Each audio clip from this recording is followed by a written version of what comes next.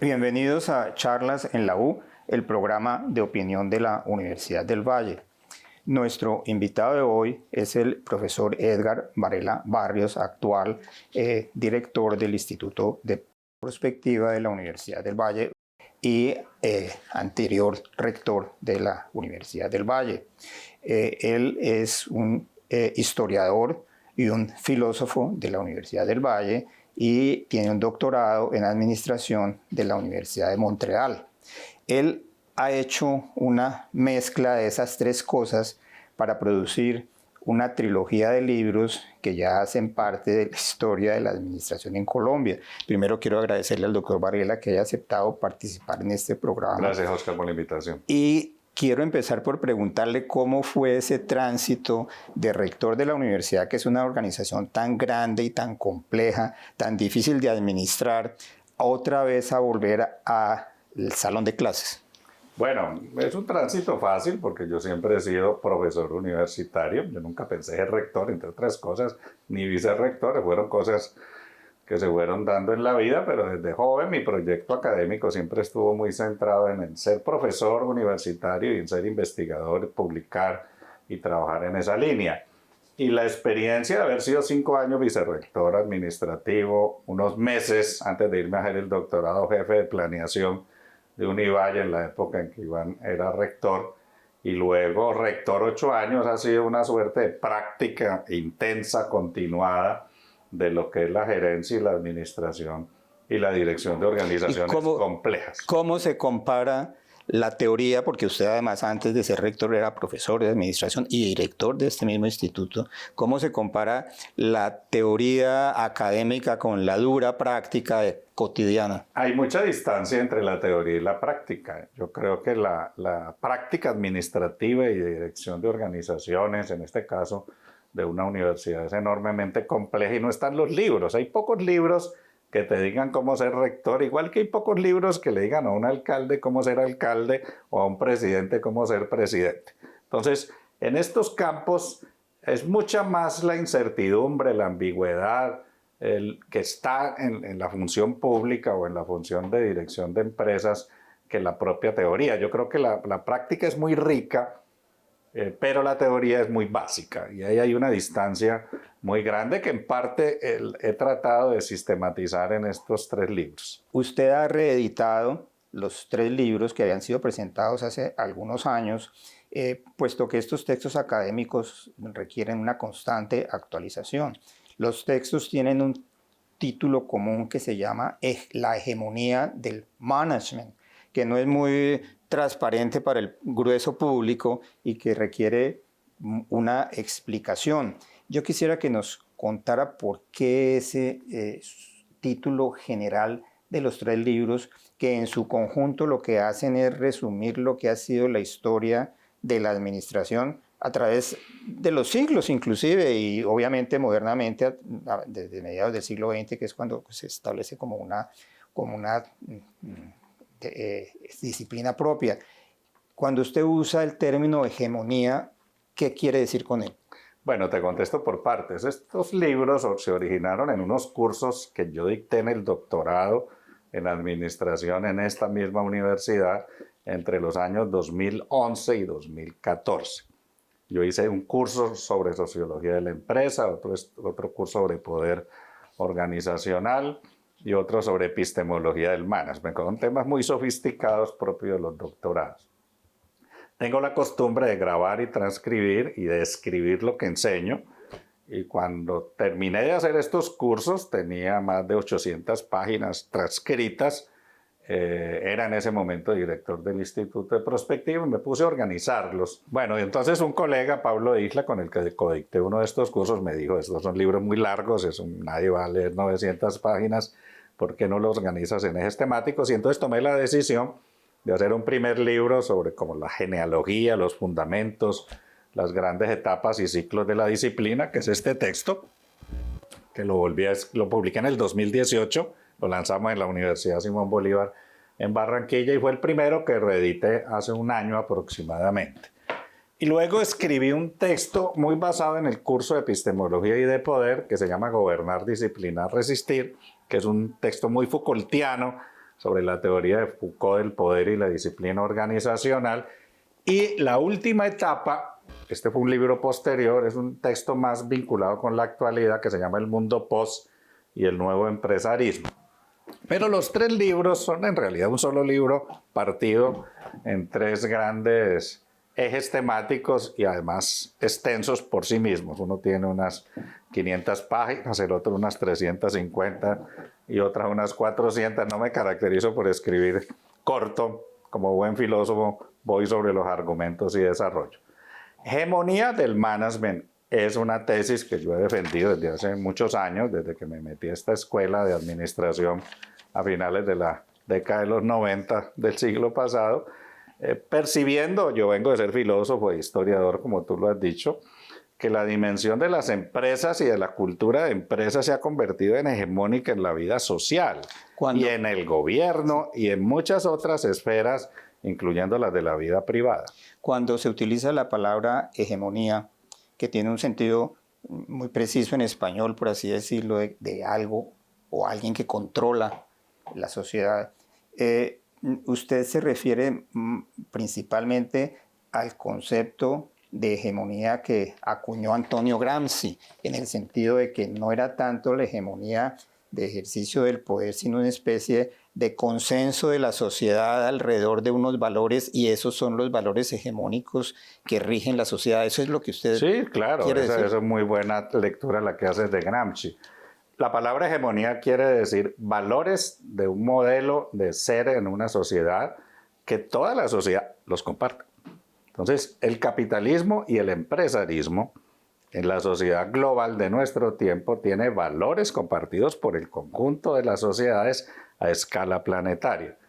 Desde el chico que es pequeño emprendedor, hasta el influencer, hasta el político que ejerce una alcaldía gerencial, hasta los gobernantes empresarios como el que acabamos de elegir de la Espriella, Donald Trump, hay una visión de empresa que se transfiere a la vida social, a la vida pública, y que ha invadido, por así decirlo, como una suerte de macroconsenso, la cultura global. Y uso la palabra management, que es un anglicismo o anglofonismo. Para allá iba, que es la segunda parte del título, porque management es realmente un anglicismo que inclusive la Academia de la Lengua acepta con reticencia, porque le parece que hay en español unas palabras que perfectamente lo pueden interpretar y que entiende mejor la gente. Por ejemplo, gestión. ¿Qué diferencia? La Academia recomienda usar gestión en vez de management. ¿Qué diferencia hay entre management y gestión? Bueno, te contesto rápidamente. Yo que estudié en francés, porque yo soy francófono, tengo claro que en francés no se usa management, sino gestión en español. En América Latina se usa a veces la palabra gerencia y se usa la palabra administración. Pero ni administración ni gerencia son management en inglés. Voy a citar a un profesor que me dio clases, que fue Henry Mintzberg, que fui alumno de él en el doctorado. Mintzberg hizo una definición muy certera de lo que es management, señalando que el management es la estructura disciplinar o cognitiva, el área académica que se encarga de estudiar la alta dirección, cómo los altos directivos, cómo las empresas con capacidad de mando sobre la sociedad gobiernan a las sociedades, gobiernan las personas y gobiernan las organizaciones. Gerencia no significa eso, porque gerente hay desde el que está en la sucursal de un banco o en un D1 o en los ámbitos de nivel básico y medio, y no solo en el nivel alto. Incluso en español usamos la palabra alta gerencia, ¿no? Para poder diferenciar al gerente normal que hace un proceso administrativo del gerente de alto nivel. ¿Qué caracteriza al management y a los managers? Que toman decisiones con profundo impacto en la sociedad. ¿Correcto? Empresas y líderes organizacionales de estas grandes empresas hacen del management un arte de dirigir empresas y sociedades. Y eso no lo dice la palabra española gerencia, sí lo dice la palabra gestión, pero en español no se usa. Aceptemos entonces el anglicismo, pero volvamos a los libros. El primer libro es realmente una historia de la administración. la administración es como mecanismo para gestionar las empresas es realmente un invento nuevo, contemporáneo. Sí. Yo creo que nace en los Estados Unidos. Finales del siglo XIX. Sí, y tiene su gran esplendor a mediados del siglo XX, cuando ya se gestionan esas enormes empresas. Inclusive hay unos teóricos, Taylor, Fayol, Drucker, que tuvo una vinculación grande con la Universidad del Valle, pero era una especie como de control muy administrativo sin mayores pretensiones de cómo debían funcionar las empresas. ¿Es así como nace la ciencia de la administración? Sí, lo que pasa es que primero nace el capitalismo moderno que se administra por manager y por estructuras sofisticadas. Nace en Estados Unidos. Estados Unidos es la matriz del management y del capitalismo moderno en el siglo XIX.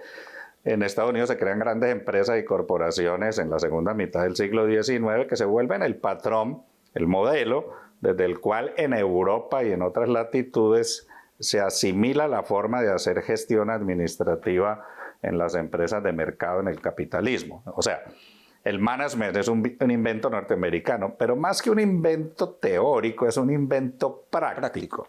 Los gerentes de grandes empresas, las compañías de ferrocarriles, los primeros bancos, las primeras grandes corporaciones de servicios, las primeras grandes tiendas de superficies, todas fueron norteamericanas. Algunas todavía subsisten. Han durado 130, 140 años. Las empresas petroleras de principios del siglo XX, que también fueron todas norteamericanas. Y el modelo se exportó internacionalmente. Y ese modelo se exportó e incluso lo hicieron sin saber que lo estaban haciendo. Eran gente muy pragmática, ingenieros, la mayoría de ellos, economistas, contadores, abogados. ¿Qué fue lo que ocurrió? Que ya en el siglo XX, en los años 10 y 20, hubo profesores y teóricos de la administración, que son los fundadores, todos ellos ingenieros, además, que empezaron a sistematizar, digamos, académicamente lo que ya se venía haciendo organizacionalmente, y esa ha sido una característica del capitalismo. Me hiciste la pregunta de si el rector estaba preparado, uno como rector, para gestionar. Te contesté que no. Y hoy pasa igual, muchas de las cosas que hacen las empresas y las organizaciones no están teorizadas. O sea, en el mundo del management y de la gestión de empresas, la realidad va muy por delante de la teoría. Y ese, digamos, el gran logro de Estados Unidos y los teóricos administrativos es haber hecho una sistematización, digamos, muy pragmática, porque ellos no eran filósofos como yo, tratando de establecer grandes teorías, sino que querían resolver problemas prácticos. ¿Cómo gerenciar una organización? ¿No? ¿Cuáles son los protocolos para que una decisión que toma un gerente, los trabajadores y los empleados las ejecuten? ¿Cómo vender más? ¿Cómo conseguir financiación para las empresas? Todos esos temas, que son temas muy pragmáticos, son los que han caracterizado la disciplina administrativa, que sigue siendo una disciplina enormemente instrumental. Antes de continuar con la entrevista que estamos haciéndole al profesor Edgar Varela Barrios, director del Instituto de Prospectiva de la Universidad del Valle, vamos a hacer una pausa.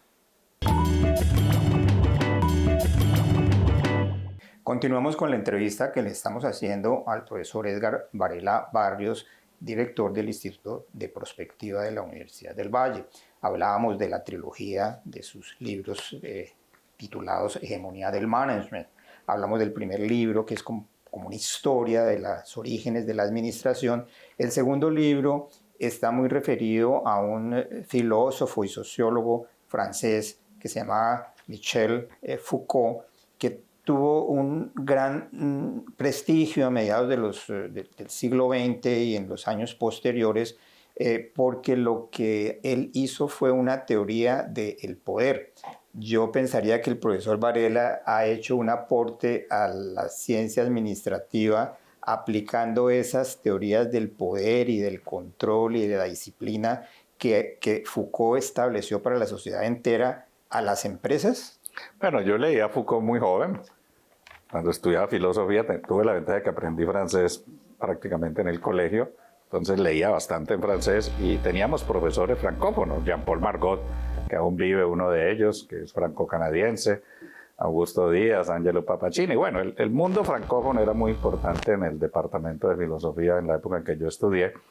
Y claro, leía a Foucault bastante Y como yo estaba en una escuela de administración, yo dije, hay un contacto entre la teoría de Foucault, que no habla de empresas, ni de management, ni de organizaciones, sino de hospitales, asilos, clínicas. Él era joven practicante, no sé si sabes, de una clínica, lo que llamaríamos hoy un psiquiátrico. Ahí hace su tesis doctoral, que es la historia de la locura en la edad clásica. Y a mí y a muchos otros nos pareció importante en los años 80, 90, como aplicar las ideas de Foucault sobre disciplina, control del mundo de la medicina, de las clínicas, al mundo de las empresas y las organizaciones. Entonces, ¿qué es lo que quiero trabajar allí o qué fue lo que definí como tema en este libro?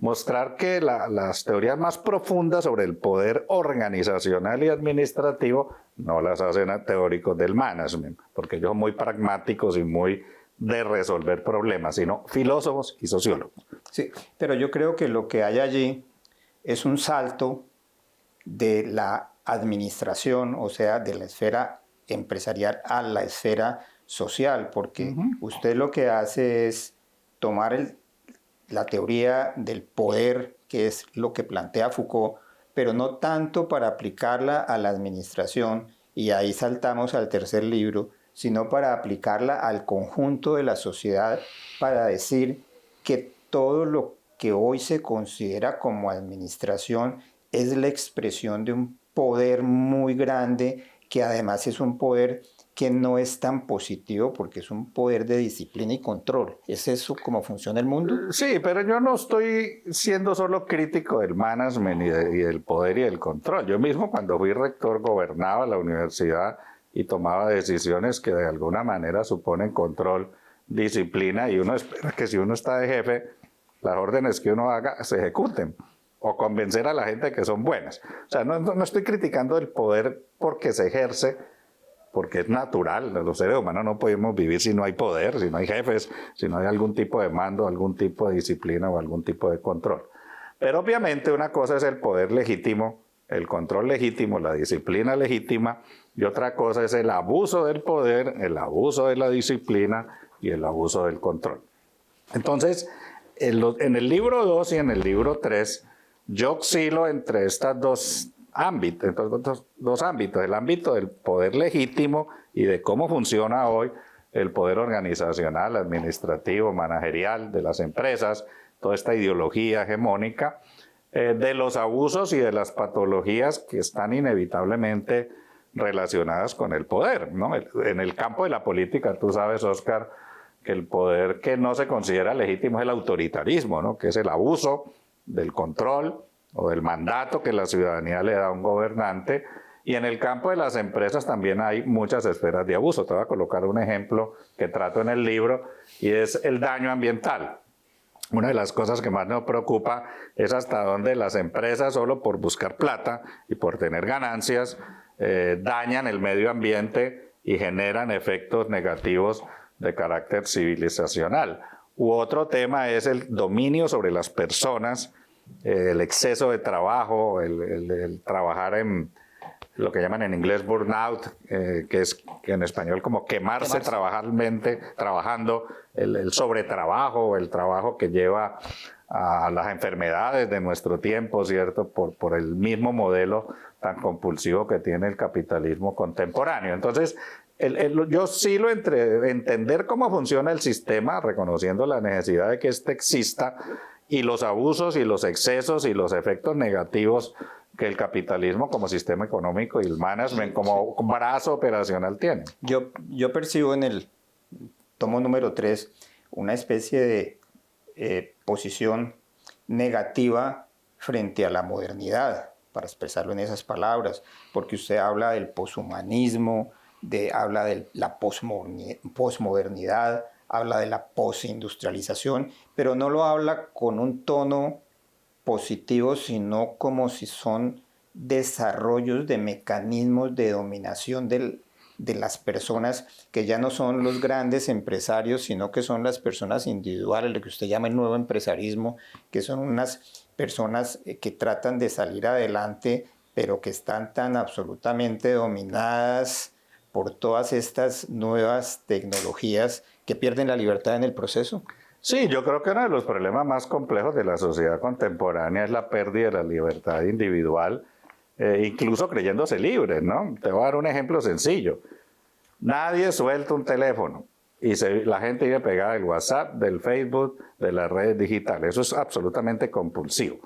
No se lee como se lee antes, ¿cierto? Incluso las películas que hacen las series de televisión como Netflix ahora no saben qué hacer para que el que las está viendo suelte el teléfono y se ponga a ver la película, ¿no? Y tienen ya técnicas para poder atraer la atención del televidente de estas cadenas digitales por el dominio tan grande que tiene el control de las redes, que es además trabajado desde la psicología, desde la psiquiatría, desde las ciencias de la conducta para lograr atención perpetua.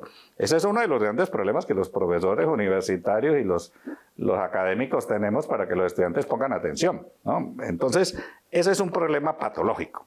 Yo no estoy en contra de los teléfonos, todos tenemos celulares, pero me parece negativísimo que no hagamos otra cosa que verlos y que estemos obsesivamente vinculados con ellos.